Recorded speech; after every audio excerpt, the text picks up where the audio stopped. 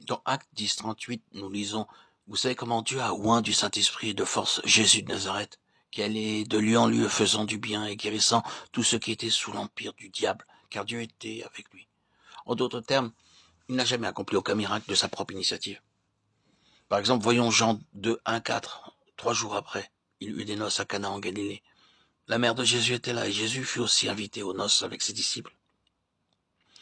Le vin ayant manqué, la mère de Jésus lui dit « Ils n'ont plus de vin. » Jésus lui répondit « Femme, qu'y a-t-il entre moi et toi? Mon heure n'est pas encore venue. » Elle pensait qu'étant la mère, elle pouvait le commander.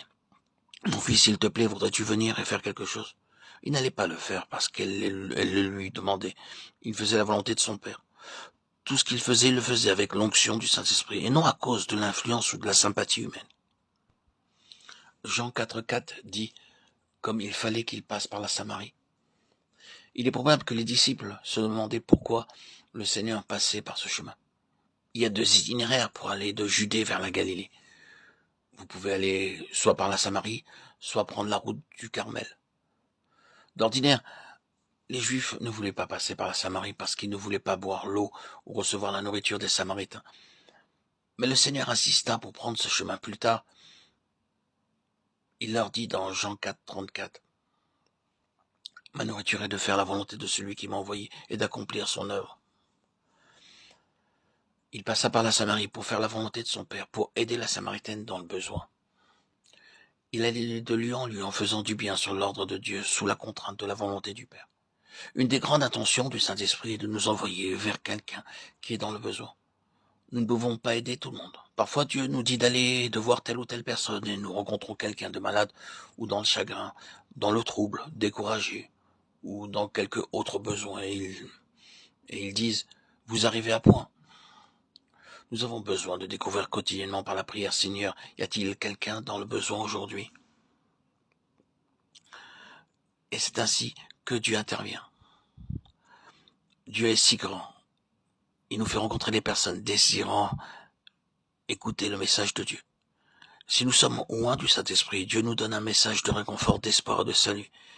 Il nous conduit vers les personnes qui ont besoin d'entendre ce message.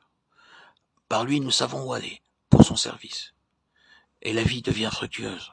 Dans Ésaïe 11, 2, 5, nous lisons « L'Esprit de l'Éternel reposera sur lui. » Esprit de sagesse et d'intelligence, esprit de conseil et de force, esprit de connaissance et de crainte de l'Éternel.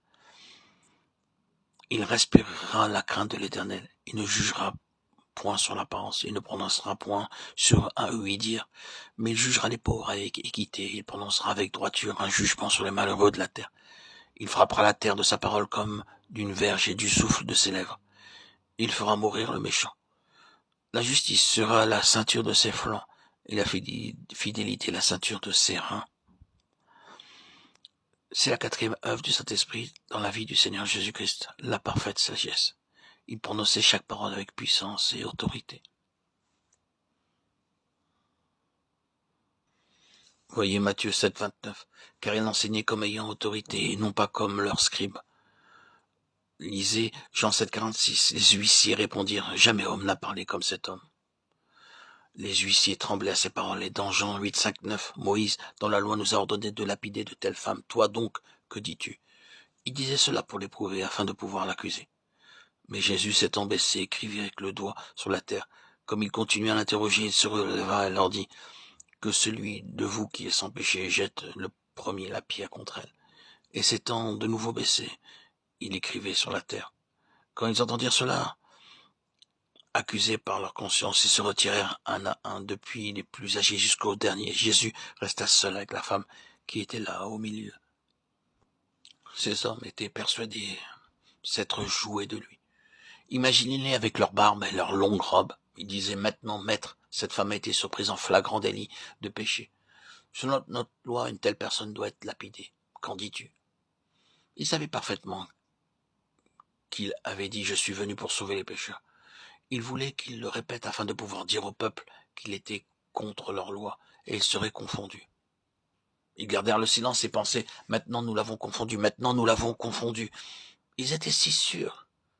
Mais l'histoire nous dit depuis les plus âgés jusqu'aux plus jeunes, tous en allèrent. Ils les connaissaient tous. Ils les connaissaient bien. Ils savaient qui était l'aîné qui était le cadet parce qu'il connaissait chacun. Monsieur untel et untel, vous avez 69 ans et 4 mois. Qu'avez-vous à dire au sujet de votre péché? Et cet homme s'esquive sans bruit.